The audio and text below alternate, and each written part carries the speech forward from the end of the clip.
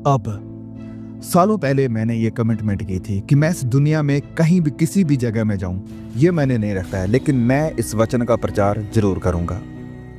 तो किसी भी जगह पर जाके सबसे पहला काम जो मैं करता हूं वो मैं ये करता हूं कि इस वचन का प्रचार करता हूं, रोमियो अध्याय 3। और मैं लगातार ये कर रहा हूं बहुत सी अलग अलग जगहों में जाकर, क्योंकि मैं ये विश्वास करता हूं कि सारी बाइबल में से ये सबसे महत्वपूर्ण वचन है। रोमियो अध्याय 3 वचन 23। इसलिए कि सबने पाप किया है और परमेश्वर की महिमा से रहित है, परंतु उसके अनुग्रह से उस छुटकारे के द्वारा जो मसीह यीशु में है सेंत में धर्मी ठहराए जाते हैं। उसे परमेश्वर ने उसके लहू के कारण एक ऐसा प्रायश्चित ठहराया जो विश्वास करने से कार्यकारी होता है कि जो पाप पहले किए गए और जिनकी परमेश्वर ने अपनी सहनशीलता से आनाकानी की, उनके विषय में वह अपनी धार्मिकता प्रकट करे। वरन इसी समय उसकी धार्मिकता प्रकट हो कि जिससे वह आप ही धर्मी ठहरे और जो यीशु पर विश्वास करे उसका भी धर्मी ठहराने वाला हो। तो घमंड करना कहाँ रहा, उसकी तो कोई जगह नहीं रही। कौन सी व्यवस्था के कारण से? क्या कर्मों की व्यवस्था से? नहीं, वरन विश्वास की व्यवस्था के कारण। अब इन वचनों को हम एक एक करके देखने वाले हैं और कुछ ऐसी सच्चाइयों को सीखेंगे जो कि आज के प्रचार में इतने प्रचलित नहीं हैं। लेकिन अगर आप 100 साल या इससे ज़्यादा पीछे जाएं तो आप इन सच्चाइयों को तकरीबन हर मैसेज में देख सकेंगे, सुसमाचार के हर प्रचार में। तो चलिए वचन से देखते हैं। रोमियो अध्याय 3 वचन 23। इसलिए कि सबने पाप किया और परमेश्वर की महिमा से रहित हैं। अब इसके मायने बहुत ही कम हो गए हैं, है कि नहीं? क्या ये वचन आपके अंदर डर और थरथराहट को भरता है कि आप ये सोचें कि ये वचन आपके बारे में बात कर रहा है? क्या आप पाप करने से डरते हैं? क्या आप इससे नफरत करते हैं या बस एक ऑब्जेक्ट्स के रूप में देखते हैं जिसके ऊपर डिस्कशन की जानी चाहिए?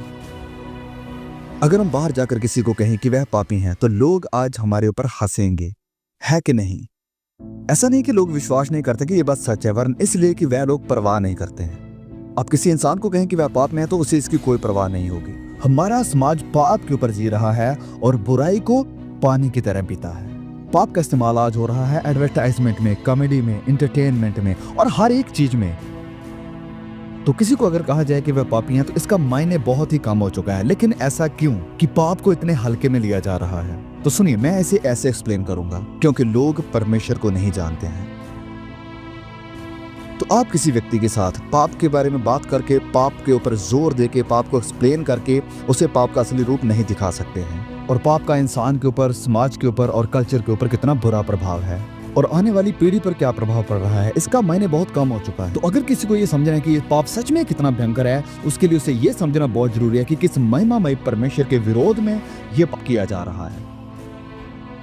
अब क्योंकि बहुत ही कम प्रचार परमेश्वर की महिमा और उसकी पवित्रताई के ऊपर किया जा रहा है, अब क्योंकि ज्यादातर प्रचार इंसानों की कानों की खुजली मिटाने के लिए किया जा रहा है और सिर्फ इंसानों के बारे में ही है, और यही कारण है कि लोग पाप से नहीं डरते हैं क्योंकि वह परमेश्वर से नहीं डरते हैं। वह परमेश्वर से नहीं डरते हैं क्योंकि वह परमेश्वर को नहीं जानते हैं, और वह परमेश्वर को नहीं जानते हैं क्योंकि ज्यादातर प्रचारक परमेश्वर का प्रचार नहीं कर रहे हैं। और ये प्रचारक परमेश्वर का प्रचार क्यों नहीं करते हैं? क्योंकि वह खुद परमेश्वर को नहीं जानते हैं।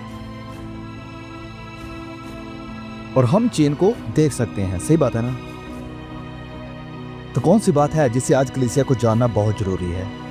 परमेश्वर कौन है? चलिए मैं आपको एक उदाहरण देता हूं। अगर मैं और आप फुटबॉल, वॉलीबॉल या क्रिकेट या कोई और ऐसी गेम खेल रहे हैं और आप मेरे साथ थोड़ा सा रफ हो जाते हैं और मैं मजाक से कहता हूं कि भाई देख, एक बार और ऐसा करके दिखा, तो फिर देखना मैं कैसे तुझे इस दुनिया से उठा देता हूं। मैं ये बात आपसे कह सकता हूं और हम मिलकर हंस भी सकते हैं इस बात पर। लेकिन यही बात अगर मैं अपने राष्ट्रपति जो बाइडेन से कहता हूं तो मुझे जेल में जाना पड़ेगा। हाँ, सच में आप ऐसे बयान राष्ट्रपति के बारे में नहीं दे सकते हैं, बिल्कुल नहीं। क्यों? उसके अधिकार के कारण, उसकी पदवी के कारण, उसे देश के राष्ट्रपति होने के नाते आप उसके साथ ऐसा व्यवहार नहीं कर सकते हैं और करना चाहिए भी नहीं। अब इस उदाहरण को लेते हुए आइए हम जरा परमेश्वर के बारे में सोचें। पाप अत्यंत भयानक है उस शख्सियत की महिमा के कारण जिसके विरोध में यह किया जाता है। प्यूरिटन्स ऐसा कहा करते थे कि जब आप पाप करते हैं तो आप किसी गांव के छोटे से सरपंच के विरोध पाप नहीं करते हैं, वरन आप पाप करते हैं महिमामय परमेश्वर के विरोध में। सारी कायनात इस बात की गवाही देती है कि आप इस लायक हैं कि आपको अत्यंत मृत्यु मिले, क्योंकि परमेश्वर की महिमा के विरोध में छोटी सी इंजरी जो आपने की है। लेकिन हम इसे नहीं देखते हैं, क्योंकि आज के दौर में इंसान बहुत बड़ा हो चुका है, सब कुछ उसी से मापा जाता है और वह हर चीज का सेंटर बन गया है, और परमेश्वर बहुत छोटा। तो अगर हमें पाप के इस भयंकर रूप को जानना है तो उसका एक ही तरीका है कि हम सबसे पहले परमेश्वर की महिमा के बारे में जानें। भजन संहिता में परमेश्वर इजरायली लोगों को डांटते हुए ये कहते हैं कि आपने ये पाप किया, कि आपने ये सारे पाप किए क्योंकि आपने सोचा कि मैं भी आप ही के जैसा हूं।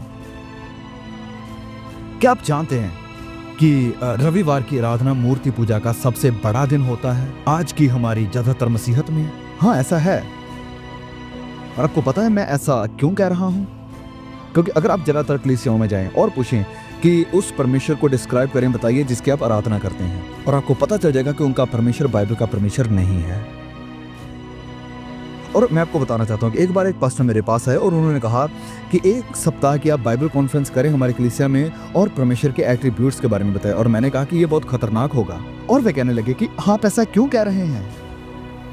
मैंने कहा कि पास्टर, अगर मैंने प्रचार करना शुरू कर दिया मेरे विचारों वाले परमेश्वर का नहीं, लेकिन अगर मैंने आपकी कलीसिया में सिखाना शुरू कर दिया क्लासिकल ऐतिहासिक शिक्षा परमेश्वर के एट्रीब्यूट्स को लेकर, और जब मैं पहुंचूंगा प्रभुता पर, न्याय पर, धार्मिकता पर और परमेश्वर के क्रोध पर, तो आपके कलीसिया के कुछ लोग उठ खड़े होंगे और कहेंगे कि ये मेरा परमेश्वर नहीं है, ऐसे परमेश्वर की मैं आराधना नहीं कर सकता।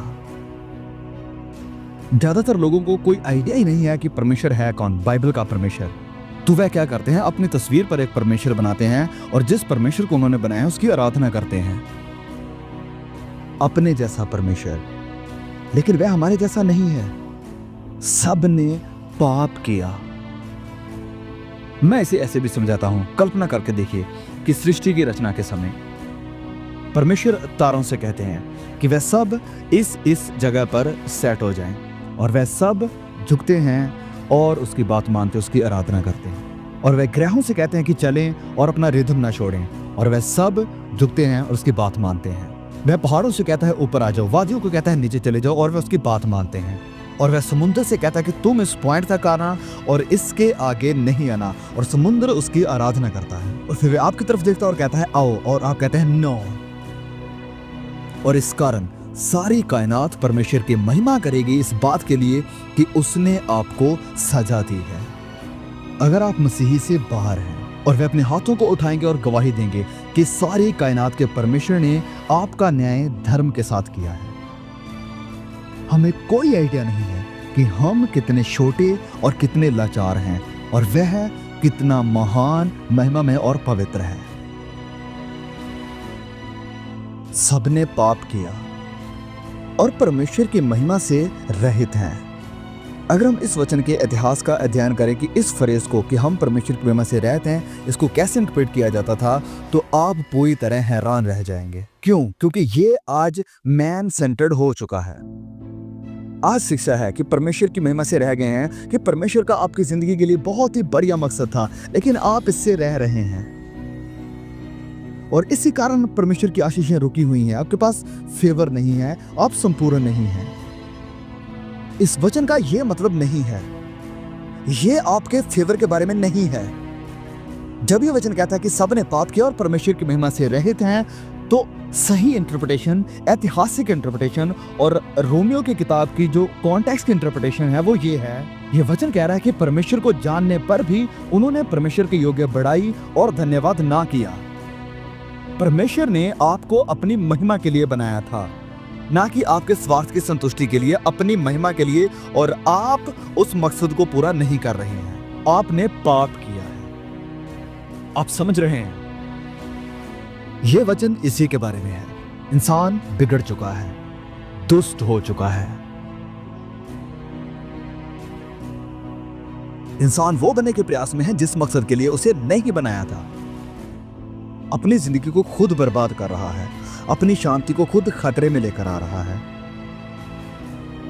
सबने पाप किया और परमेश्वर के अनुग्रह से रहित हैं। आप और मैं तभी संपूर्ण हैं जब हम अपने आप से ऊपर परमेश्वर को देखते हैं और अपने छोटे छोटे मकसदों को नहीं वरन परमेश्वर की सेवा करते हैं। सबने पाप किया और परमेश्वर के अनुग्रह से रहित हैं।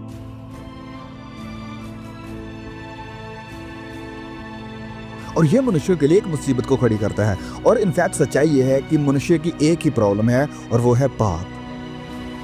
अब पाप एक प्रॉब्लम क्यों है? पाप असल में अपने आप में एक प्रॉब्लम नहीं है, वरन पाप प्रॉब्लम है परमेश्वर की वजह से। वास्तव में इंसान की सबसे बड़ी प्रॉब्लम परमेश्वर खुद है। देखिए, पाप कभी भी कोई प्रॉब्लम ना होती अगर परमेश्वर हमारी तरह होता। पाप कभी भी प्रॉब्लम ना होती अगर परमेश्वर धर्मी और पवित्र ना होता। लेकिन परमेश्वर धर्मी और पवित्र है और इस वजह से पाप एक प्रॉब्लम को लेकर आता है। एक बार मुझे एक यूनिवर्सिटी में रात को एक कॉन्फ्रेंस के दरमियान बोलने का सिखाने का मौका मिला और यह नास्तिकों और संदेहवादी लोगों की कॉन्फ्रेंस थी। एक बड़ी भीड़ थी जिसमें ज़्यादातर लोग सुसमाचार के विरोधी थे और पर्दे के पीछे मैं बैठा हुआ था इंट्रोड्यूस करने से पहले, और मैं प्रार्थना कर रहा था कि परमेश्वर मैं क्या करूं। मैं कह रहा था, प्रभु मुझे इसकी परवाह नहीं है कि लोग मेरे ऊपर हंसेंगे, मेरा मजाक उड़ाएंगे, वरन मैं ये चाहता हूं कि ये लोग सच में सुसमाचार की सच्चाई को जानें। और जब मैं माइक की तरफ जा ही रहा था तो अचानक मेरे दिमाग में कुछ आया और मैंने कहा आज रात शुरू करने से पहले मैं आप में से कुछ लोगों को चेतावनी देना चाहता हूं कि आप में से कुछ कमजोर दिल वाले इंसान अब भी छोड़कर जा सकते हैं। क्योंकि मैं क्या करने वाला हूं कि मैं आपको बहुत ही डरा देने वाली सच्चाई बताने वाला हूं। सोचने वाले लोगों के लिए बहुत ही भयंकर सच्चाई। अगर आप जानना चाहते हैं बहुत ही भयानक सत्य को, तो मैं आज रात इसे आपके साथ बांटने वाला हूं। और इस कारण मैं आपको पहले ही चेतावनी दे रहा हूं कि आप छोड़ के जा सकते हैं। मैंने उनका ध्यान खींच लिया तो वह सब लोग बहुत ही ध्यान से देख रहे हैं कि कौन सी ऐसी बात है जो ये प्रचारक आज हमें बताने वाला है। तो मैंने कहा, सुनिए, समझदार लोगों के लिए सबसे भयानक चौंका देने वाली सच्चाई ये है, परमेश्वर भला है। और मैंने फिर उनकी तरफ देखा और वह थोड़ा हिलने जुलने लगे और उनमें से एक स्टूडेंट ने कहा कि इसमें प्रॉब्लम क्या है? और मैंने उससे कहा कि आप अच्छे नहीं हैं और एक अच्छा परमेश्वर आप जैसे लोगों के साथ क्या करेगा। और यह सबसे बड़ी समस्या है। क्या आपको एहसास है कि प्रकाशित वाक्य में जब आखिरी न्याय की बात होती है तो क्यों ये आखिरी न्याय नई सृष्टि आने से पहले आता है? क्या आपको पता है कि क्यों? क्योंकि नई सृष्टि आने से पहले परमेश्वर पापियों को खत्म करेंगे, नहीं तो ये पापी लोग उसकी नई सृष्टि को भी बिगाड़ देंगे। क्योंकि आप में से कुछ गुनहगारों को परमेश्वर सदा की आग में डालेंगे, क्योंकि अगर आप में से किसी ने उस नई सृष्टि को छू भी लिया तो आप उसे पहले जैसी कर देंगे। उसे पापियों को खत्म करना ही होगा नई सृष्टि को बचाने के लिए। अच्छा परमेश्वर क्या करेगा? नियम तोड़ने वालों के साथ, दुष्टता बुराई के साथ मोहब्बत करने वालों और अच्छाई के साथ नफरत करने वालों के साथ। आज से 100 साल पहले हर प्रचार में ये भोजन आम था, लेकिन आज इसका जिक्र नहीं है। देखिए, ये बात आपको समझने की जरूरत है कि परमेश्वर धर्मी परमेश्वर है, और क्योंकि वह धर्मी है तो उसे जरूर न्याय करना होगा। और आपको यह भी समझने की जरूरत है कि परमेश्वर प्यार है, और क्योंकि परमेश्वर प्यार है तो वह नफरत भी करेगा। एक बार मेरे प्रचार के दरमियान एक औरत उठ खड़ी हुई और कहने लगी कि परमेश्वर नफरत नहीं कर सकता क्योंकि वह प्यार है। मैंने कहा, नहीं, परमेश्वर प्यार है, इस कारण वह नफरत भी करेगा। आपके कहने का क्या मतलब है? क्या आप यहूदियों से प्यार करते हैं? हाँ, कल तो फिर आप होलोकॉस्ट के बारे में न्यूट्रल या प्रसन्न नहीं हो सकते हैं, आप इसे जरूर नफरत करेंगे। क्या आप बच्चों से प्यार करते हैं? हाँ, तो फिर आप अबॉर्शन से भी जरूर नफरत करेंगे। अगर आप सच में धर्मी हैं और प्यार करते हैं जीवन से, प्यार करते हैं अच्छाई से, प्यार करते हैं भलाई से, तो फिर आप कुछ चीजों से जरूर नफरत करेंगे, जरूर। देखिए, ये अधिकार हम तो रखते हैं, लेकिन इनकार करते हैं कि परमेश्वर ये अधिकार नहीं रख सकता। आपको एक उदाहरण देता हूँ कि कल आप एक न्यूज़पेपर को खोलते हैं और एक बच्चे के बारे में पढ़ते हैं कि जब वह 5 साल का था तो उसे किडनैप कर लिया गया और एक बंद कमरे में दुष्ट व्यक्तियों के द्वारा उसे 10 साल के लिए टॉर्चर किया गया। और जिस दिन अधिकारियों ने उसे ढूंढा और उसे पकड़ा तो वह मरा हुआ था। 10 सालों तक उन दुष्ट लोगों से अत्याचार सहने के बाद जब आप इसे पढ़ते हैं और मैं आपसे पूछता हूं कि आपको कैसा लगा, और आप कहते हैं कि हाँ, ये कोई बड़ी बात नहीं है, मतलब कि लोगों के पास आज़ादी है, जो वह करना चाहते हैं वह कर सकते हैं, जो अच्छा लगे। लेकिन उस बच्ची का क्या? कुछ नहीं। और अगर आप ऐसा कहते तो मुझे एहसास होगा कि आप भी वैसे ही बुरे हैं जिन्होंने उसे टॉर्चर किया। अगर आप न्यूट्रल हैं और ऐसी घटनाओं पर आपका दिल नहीं रोता है तो आप भी दुष्ट हैं। अगर होलोकॉस्ट, जिसमें यहूदियों को नाश किया गया, ये आपको परेशान नहीं करता है तो आप एक अनैतिक इंसान हैं।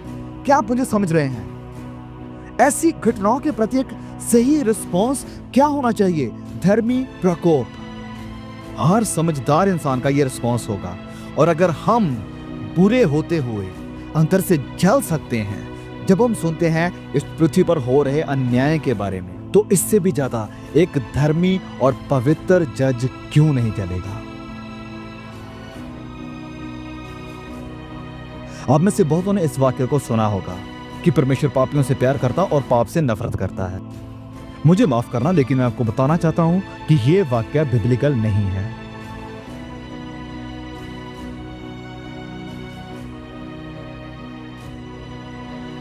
ये नहीं है।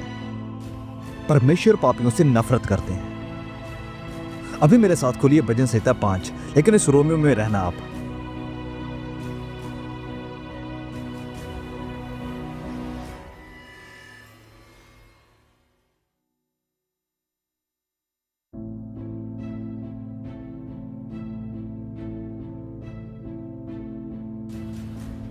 भजन संहिता 5 वचन 5।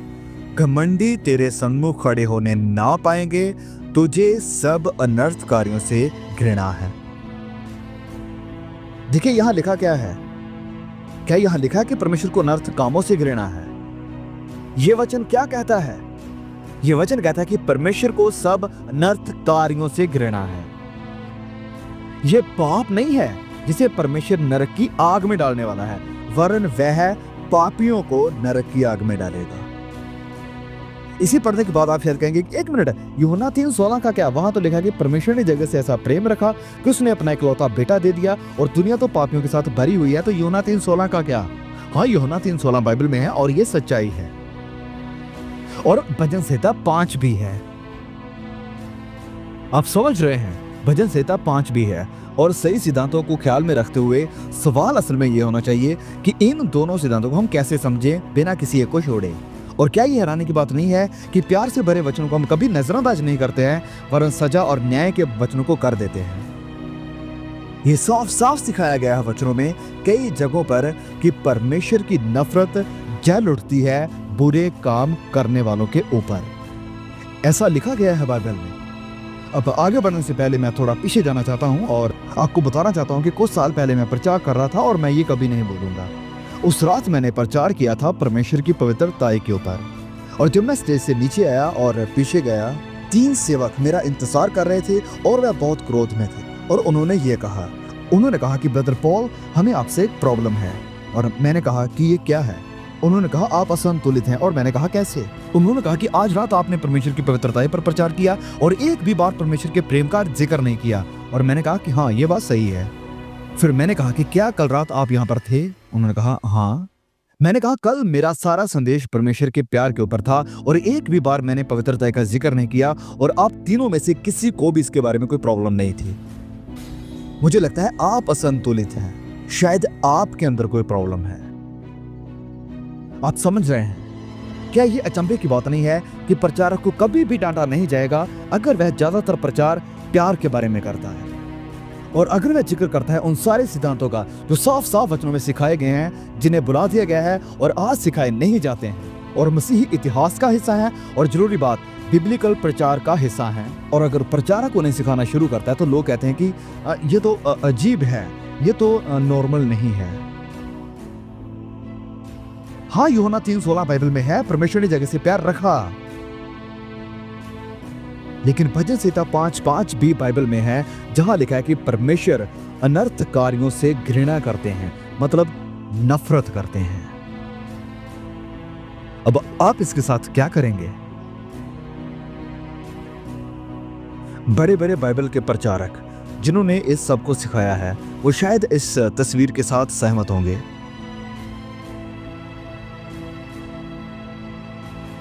जब परमेश्वर उन लोगों की बुराई को देखता है जो लोग मसीह के बाहर हैं, तो जब परमेश्वर उस बुराई को देखता है तो परमेश्वर की नफरत, उसका क्रोध, उसका प्रकोप उनके विरोध जल उठता है और उन डेले जाने के लिए तैयार है। ये इस प्रकार है क्योंकि दया मध्यस्थता करती है और एक हाथ से पापियों के ऊपर आ रहे परमेश्वर के क्रोध और नफरत को रोक कर रखती है, और दूसरे हाथ से दया लोगों को बुलाती है और कहती है आओ। और गलती मत करना, अगर आप इस सच्चाई को नहीं मानते हैं तो आप सच्चे बिब्लिकल क्रिश्चियन नहीं हैं। एक दिन ये दया अपना बुलाने वाला हाथ लोगों से उठा लेगी, और दया अपना दूसरा हाथ भी उठा लेगी और फिर परमेश्वर के क्रोध और उसकी नफरत को नहीं रोकेगी। और तब आपके लिए सर, जो परमेश्वर के अनुग्रह से बाहर हैं, आपके लिए फिर बस एक ही चीज बचेगी, और वो है परमेश्वर का न्याय और उसकी सजा और उसका क्रोध कुकर्म करने वालों पर हमेशा के लिए। और ये है बाइबल पर आधारित सिद्धांत। और हम ये कहते हैं कि ये परमेश्वर की दया और उसका अनुग्रह है सारे लोगों के लिए, जो उसके क्रोध को रोकता और सारे लोगों को बुलाता है कि वह आए। लेकिन एक दिन जरूर आएगा हर एक इंसान के लिए, और इतिहास में पहली बार होगा कि परमेश्वर का ये अनुग्रह वाला हाथ अपने ऑफर को उठा लेगा। प्रकाशित वाक्य में इसका जिक्र है कि परमेश्वर अपने ऑफर को उठा रहा है, और परमेश्वर की दया वाला हाथ उसके प्रकोप को नहीं रोकेगा, और पापियों के लिए फिर कुछ नहीं बचेगा सिवाय न्याय और आग की झील के। पश्चाताप करें और प्रभु यीशु पर विश्वास करें।